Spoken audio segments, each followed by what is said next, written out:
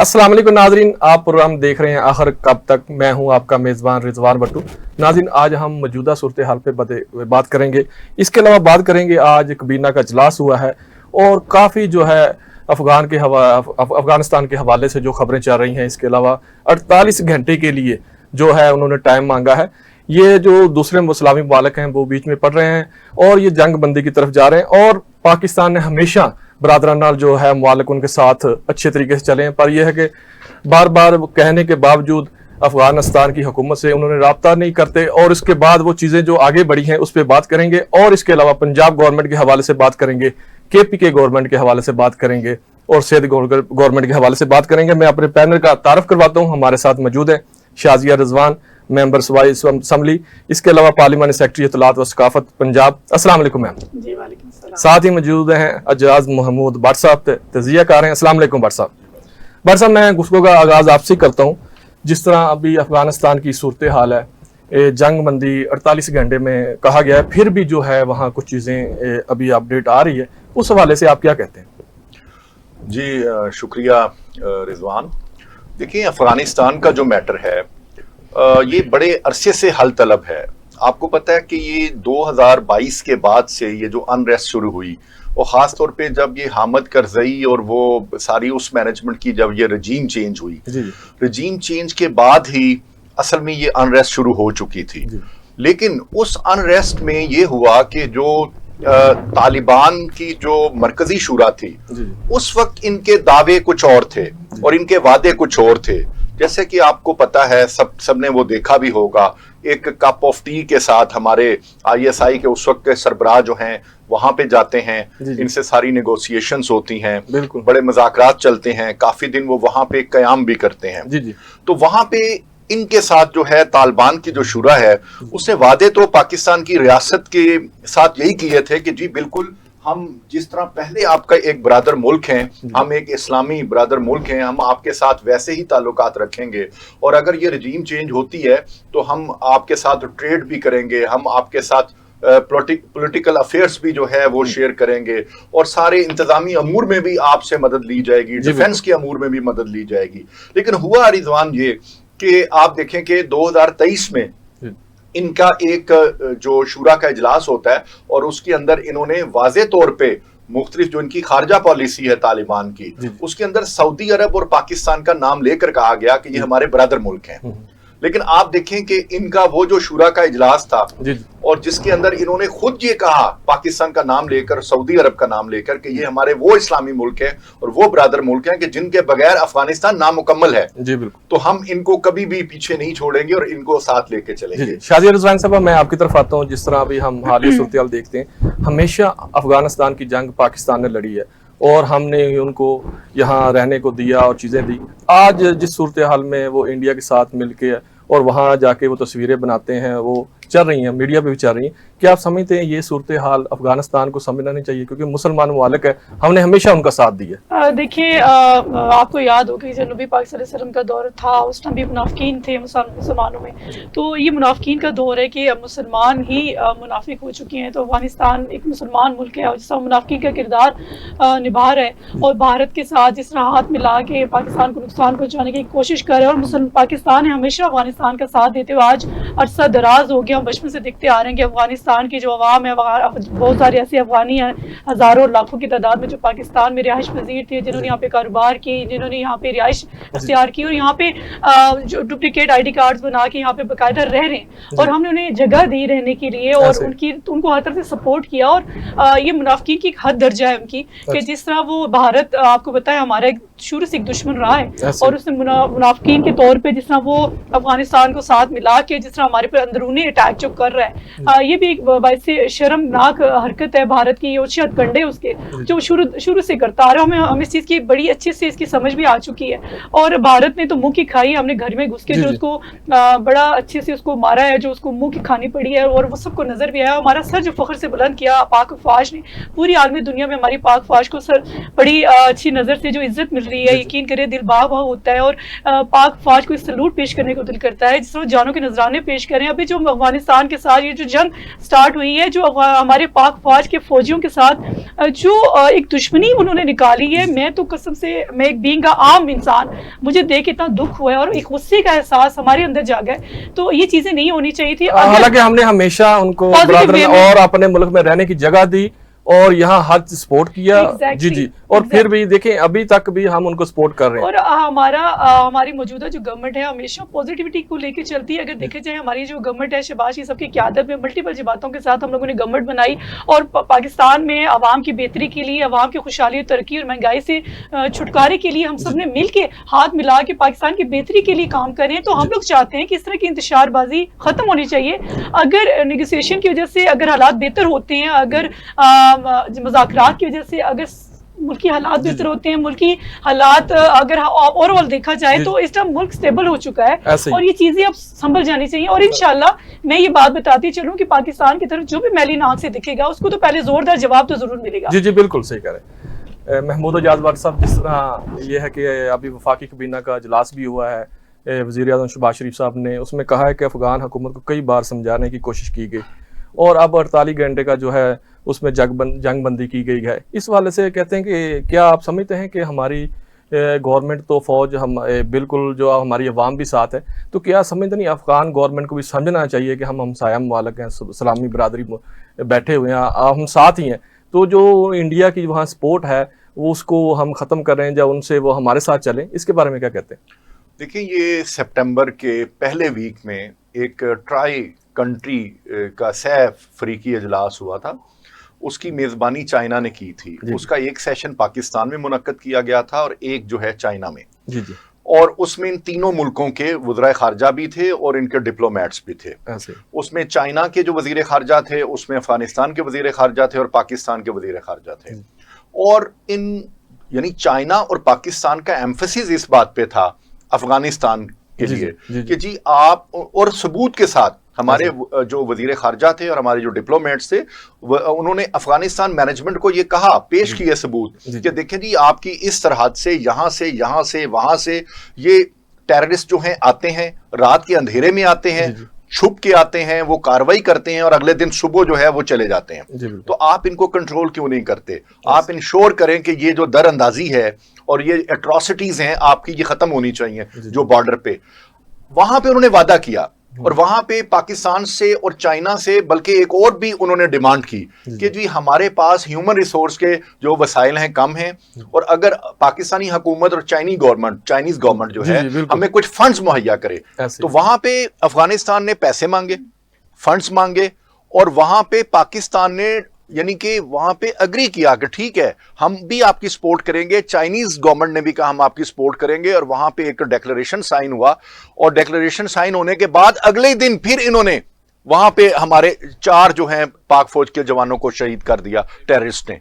यानी कि ये वादा करते हैं और फिर वादे को तोड़ते हैं और उसके बाद अलामिये पे दस्तखत होते हैं और मीटिंग्स होती हैं और जूम मीटिंग्स होती हैं, उसके बाद फिर वही हाल होता है। तो मेरा ख्याल है कि अब ये अनफ इज अनफ वाली वो जो स्टेज आ गई थी, तो पाक फौज ने वो सही किया है कि वो जो मुज़ाकरात से चीज ठीक नहीं हो रही थी, जाहिर है वो फिर फोर्स होती है, तो फोर्स इस्तेमाल की गई और इसके नतायज जो हैं आप देखें कि वो खुद अफगानिस्तान अब घुटने टेकने पे मजबूर है। उन्होंने सफेद झंडे 4 जगह पे लहराए कि जी ये आप प्लीज हमें जो स्पेस दें, हमें डेड बॉडीज उठाने दें, हम अपने लोगों से बात करते हैं, हम शूरा का इजलास बुलाते हैं, ये करते हैं। और अभी आपको पता है कि लेटेस्ट सिचुएशन यही है कि कल तक उनके पास टाइम है, अगर वो कुछ उसमें करेंगे, पाकिस्तान के जो मुतालबात हैं और चाइना के और ब्रादर मुल्कों के भी मुतालबात हैं, अफगानिस्तान को सबने कहा है कि भाई ये खित्ते में आप अमन को क्यों खराब कर रहे हैं। और पाकिस्तान हक रखता है कि अपनी सालमियत, अपनी सलामती के लिए, अपने डिफेंस के लिए अगर पाकिस्तान कोई इस तरह का एक्शन करता है तो वो वैलिड है, वो बिल्कुल लीगलाइज है, उसको हक हासिल है कि वो अपने मासूम शहरियों को, अपनी पाक फौज के जवान जो कि वहां मुतय्यन है पोस्टों पे, उनकी हिफाजत जो है पाकिस्तानी गवर्नमेंट और रियासत पर फर्ज है, तो वो अपना फर्ज पूरा करेगा, जाहिर है पाकिस्तान। शाजिया रिजवान साहब, जिस तरह आप देख रही हैं कि ओवरऑल सूरत हाल इंटरनेशनल सतह पे हम देखेंगे, वज़ीर आज़म का दौरा देखें, आज इंडिया जंग हारने के बाद तहनाई का शिकार है, और ये है क्योंकि इंडिया की तरफ से भी कुछ चीज़ें हैं। और जब अफगानिस्तान, क्या आप समझते हैं कि इंडिया पूरा जोर लगाएगा, क्योंकि उसने इलेक्शन जीतने होते हैं और जब भी कोई प्रोपेगेंडा करना होता है तो पाकिस्तान के खिलाफ ही बात करता है, इस पे क्या कहते हैं? देखिए, इस टाइम तो मैं तो ये बताना चाहती हूँ पूरे पाकिस्तान की कौम मुत्तहिद है। जी। हम पाक फौज के साथ खड़े हैं और भारत उचित कंडे शुरू से अपनाता आया है। तो जितने भी वार कर ले, जितने भी अटैक कर ले, हमारे अंदर आके जितनी भी साजिशें कर रहे हैं, वो साजिशें आपको नजर भी आ रही हैं। हमारे अंदर जो साजिशें हैं, जिस तरह हमारे मुल्क की एक इंतशारी सूरत हाल है, ये नजर भी आ रही होती है कि भारत का जो अमल दखल है वार तरह से जारी हो सारी है, और वो इन चीज़ों से बाज नहीं आ रहा। लेकिन ये कि उसको मुँह की खानी हमेशा पड़ी है। जब जब उसने पाकिस्तान में मैली आंख से देखा और हमारी पाक फौज जिस तरह उनके घर में घुस के उनको मारा, और उनके जो राफेल तैयारे थे जिसमें बड़ी बड़के मारते थे, जिस तरह उनको उस तरह मार गिराया, ये भी एक बहुत बड़ा हमारे लिए अल्लाह की तरफ से एक ब्लेसिंग है कि अल्लाह की तरफ ने हमें इतनी इज्जत दी। और आज आलमी दुनिया में जिस सऊदी अरब ने पाकिस्तान को सब दबा के इस्तकबाल के तौर पर, जिस तरह वज़ीर आज़म पाकिस्तान को जिस तरह खराज तहसीन पेश किया, ये बहुत बड़ा हमारे लिए फ़ख्र की सिचुएशन थी। मैं उस दौरान उम्रे में थी और उम्र कर रही थी, और जिस तरह वहाँ के लोगों ने, जिस तरह वहाँ यकीन करे एक एक बिल्डिंग को सजाया गया, जिस तरह हमारे प्राइम मिनिस्टर की वहाँ तस्वीरें आवेज़ा थी, हमारा सर भी बड़े फ़ख्र से बुलंद हुआ और हमें बड़ी अच्छी सी फीलिंग आई। और ये चीज़ें बड़ी अच्छा एटमॉस्फेयर जाता है, और भारत को ये चीज़ें बर्दाश्त नहीं। आप जिस तरह देखिए, ट्रम्प ने जो हमारे प्राइम मिनिस्टर के बारे में जो अल्फाज बोले, और जिस तरह उन्होंने उनको भी एक बड़ा अच्छा अप्रिशिएट किया, उन्होंने इनकरेज किया, और हमारे प्राइम मिनिस्टर भी ट्रम्प की इस पीस वुमन के तौर पे उनको बड़ा इनकरेज किया, जो अच्छा एक मैसेज किया पूरा आदमी दुनिया में। तो ये भारत को किधर से उसको उसकी तो नींदें वैसे ही हराम हुई होंगी, तो ये तो बड़ा उनसे तो बर्दाश्त ही नहीं हुआ। तो इंशाल्लाह उनको ऐसी मुँह की खानी पड़ेगी। अभी तो हमारे जो प्राइम मिनिस्टर हैं शहबाज सब, उनकी एक पॉलिसी मुझे बड़ी अच्छी लगती है कि बड़ा पॉजिटिव वे में सबको लेके चलती हैं, और जिस तरह वो सबके साथ जिस तरह वहालाना अंदाज में खुशगवार मुलाकातें कर रहे हैं, ये एक अच्छा मैसेज भी जाता है कि इंशाल्लाह पाकिस्तान की जो रेपो थी, पाकिस्तान की जो वैल्यू है, बड़ी अप लेवल पे जा रही है। और भारत को जो मार है वो शायद जिस तरह वो योचित कंडे करके वो कर रहा है, लेकिन उसको मार ऐसी पड़ रही है, तो इंशाल्लाह ऐसी पड़ती रहेगी। जी बाट साहब, मैं आपकी तरफ आता हूँ। जिस तरह अभी हालिया गवर्नमेंट की तरफ से जो बाहर का विजिट किया गया और इन्वेस्टमेंट की सूरत हाल है और मुल्क की तरक्की की तरफ गामजन है और चीज़ें बहुत सी डेवलप हो रही हैं, क्या आप समझते हैं कि दुनिया को ये हजम नहीं हो रही? जी बिल्कुल, ट्रूली यही बात है कि आप देखें कि पाकिस्तान का जो रोल है एक आलमी दुनिया के अंदर, जी पाकिस्तान एक बिल्कुल उभरती हुई रोशनी की तरह ऊपर जा रहा है।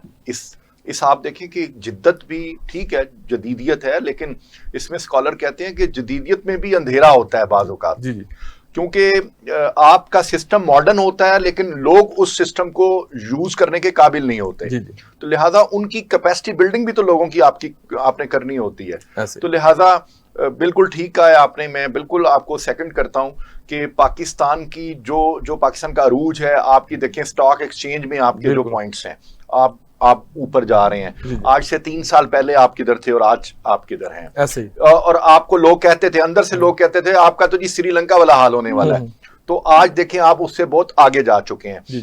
IMF के जो डेलीगेट्स हैं, आपको पहले उनको जाना पड़ता था उनको ढूंढने, जी बिल्कुल, तो अब IMF के डेलीगेट्स खुद आते हैं आपके पीछे। ऐसे। तो इसी तरह इंडस्ट्री के लोग भी आ रहे हैं, बहुत अच्छे इंडिकेटर्स हैं। मैं समझता हूं कि पाकिस्तान जो है वो बिल्कुल ऊपर जा रहा है, लेकिन इसमें जो हाइब्रिड वॉर के इंडिकेटर्स हैं वो भी हमारे सामने हैं। किस तरीके से हमें जो पोलराइज किया जा रहा है, हमारे चारों सूबों को किस तरीके से लोगों को तकसीम किया जा रहा है, सेक्टेरियन बेस पे किया जा रहा है, एथनिक बेसिस पे किया जा रहा है, लोगों को सुबाइयत और लिसानियत पे किया जा रहा है। अगर हमारी रियासत के रियासती अदारे इसको डिफेंड करने में कामयाब हो जाते हैं तो इंशाल्लाह ताला पाकिस्तान की तरक्की को कोई नहीं रोक सकता। अच्छा मैम, जिस तरह अगर देखा जाए हुकूमत की कारकर्दगी देखी जाए, वफाक की देखी जाए, तो डेवलपमेंट के काम जो है हमेशा कहा जाता है, आवाम की तरफ से भी बाज़ कहा जाता है, जब भी नून लीग आती है तो काम होते हैं, सड़कें बनती हैं, रोज़गार मिलता है। तो इससे पंजाब में भी देखा जाए तो मरियम नवाज भी बहुत काम कर रही हैं, और हम हालिया हमारे प्रोग्राम में एक PTI की खातून आई तो उन्होंने कहा कि हम जो प्रोजेक्ट लगाए थे वो कंटिन्यू करें। अब अगर इस्लामाबाद की बात करें तो मेट्रो स्टेशन था एक, वो उस इमरान खान की गवर्नमेंट में रुका। वो कह रही हैं कि हमारे बस का जो प्रोजेक्ट था हमने परवेज लाई ने और मिलकर ये लाए थे, तो उसको मरियम नवाज। देखिए मैं तो उनकी बात से थोड़ा सा आगे, उनकी बात मैं नहीं जानती वो कौन सी आप पार्लियामेंटेरियन थी व्हाटएवर कौन थी, लेकिन एक चीज मैं उनके इस बात का क्रेडिट देती हूँ कि हाँ उन्होंने बड़ी तरक्की की इंतशारबाजी में, उन्होंने पाकिस्तान को जलाओ घरा की सियासत में बड़ी तरक्की की, उन्होंने बोतान तराशी की सियासत में बड़ी तरक्की की, उन्होंने ब्लेमिंग गेमिंग की सियासत में बड़ी तरक्की की। उन्होंने जो सियासत का आगाज था बदतमीजी का, बदतहजीबी का, उसका आगाज बड़ा अच्छे से किया, उसी को लेके चले। अगर अमली कामों की बात की जाए तो 2013 के बाद जब पाकिस्तान मुस्लिम लीग नून की गवर्नमेंट आई तो रिकॉर्ड तरीके से तरक्कियां हुई, दहशतगर्दी का खात्मा हुआ, महंगाई का खात्मा हुआ, बेरोजगारी का खात्मा हुआ कि पाकिस्तान का बच्चा बड़े सुकून की जिंदगी गुजारा था। लेकिन एकदम एक ऐसा ट्रेंड आया कि सी पैक जब हमारे पाकिस्तान में स्टार्ट हुआ और सारे आलमी दुनिया की नजरें थी पाकिस्तान के ऊपर, पाकिस्तान एक तरक्की की राह की तरफ सफर तय करना था, तो कुछ मुनाफिकीन को, कुछ हमारे अंदरूनी मुनाफिकीन को चीजें बर्दाश्त नहीं थी और उन्होंने जिस तरह हमारे पाकिस्तान को बुरी तरह नुकसान पहुंचाया। और आज मुस्लिम लीग नून दोबारा से पाकिस्तान को स्टेबल करने में किरदार अदा कर रही है और हम सब ने मिलकर एक तहिया किया है कि जो मल्टीपल जमातें हैं अगर इस सुलूक इत्तेफाक के साथ मिलती, अगर पीटीआई की गवर्नमेंट या पीटीआई के लोग भी हमारे साथ मिलकर हाथ मिला के गवर्नमेंट का हिस्सा बनते तो पाकिस्तान की बेहतरी के लिए अच्छा काम हो सकता था। लेकिन उन्होंने इंतशारबाजी को जिस तरह बड़ा अप्रोच किया, बड़ा फरोग दिया, बड़ा उसको प्रेफर किया, उसका खमियाजा पाकिस्तान ने भुगता। और आज मैं पंजाब के हवाले से अपने पंजाब की बात की तो मैं पंजाब के हवाले से बताती चलूं कि मुझे फख्र है कि मैं पंजाब का मेंबर हूं, मैं पंजाब की पार्लियामेंटेरियन हूं, क्योंकि मैं जो काम करते हुए देखती हूं मैं उसको ग्रास रूट लेवल पे, आज मैं भी रावलपिंडी का हिस्सा हूं, मेरा हल्का हनीफ अब्बासी का हल्का है और मैं ग्रास रूट लेवल पे सियासत करती हूँ और मेरा खवातीन के साथ ज्यादा अट्रैक्शन रहता है। यकीन करें गली गली मोहल्ले मोहल्ले जाके जब जो इनिशिएटिव्स आवाम की बेहतरी के लिए जो सीएम पंजाब मरियम नवाज शरीफ साहिबा ने आवाम की बेहतरी के लिए जो उठाए हैं वो जो मैं घर जाके उनको बताती हूँ और यकीन करें उन माओ बहनों से जो दुआएं मुझे मिली हैं, आज का दिन जो अभी लेटेस्ट में जो बताती चलूं कि आज के दिन में वो उनकी दुआएं इस तरह थी, मैं हैरान होगी। वो सोचती थी कि अल्लाह ने कोई सेहत के हवाले से अगर देखा जाए तो कभी आपने नहीं सुना होगा कि मुफ्त अद्वियात घर की दहलीज पे मिलती हो, जो आपका क्लिनिक और 20 इस तरह घर की गलियों में आपको इस तरह फिर रहो और इजी सेहत की सहूलियात मिल रही हो, और कैंसर का जो इलाज था इस तरह हिस्ट्री में कभी नहीं सुना कितना जदीद इलाज और फौरी इलाज अवाम को मुहैया हो सकेगा। हमें अप्रिसिएशन मिलनी चाहिए और लोगों को अप्रिशिएट अच्छे कामों को करना चाहिए। अगर एजुकेशन के हवाले से देखा जाए तो इससे पहले आपने कभी सुना था कि स्कॉलरशिप प्लान कभी बच्चों को दिया गया?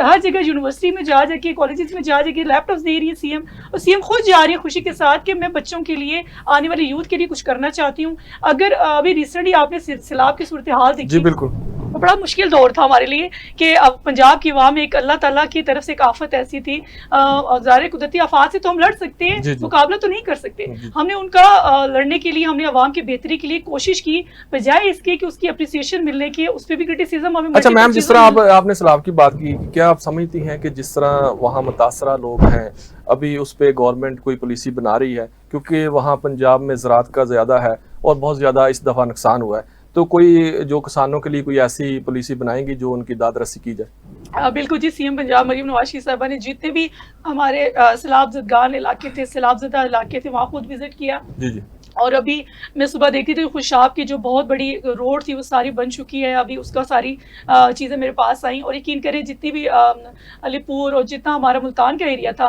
वो सारा माशाल्लाह कोशिश की जा रही कि आवाम की बेहतरी के लिए काम किया जा सके। लेकिन आपको पता है लाखों की तादाद से लोग बेघर हुए हैं, उनका करोड़ों का नुकसान हुआ है, उनकी फसलें तबाह होगी, उनके घर मवेशी, उनकी जानें ज़ाया होगी।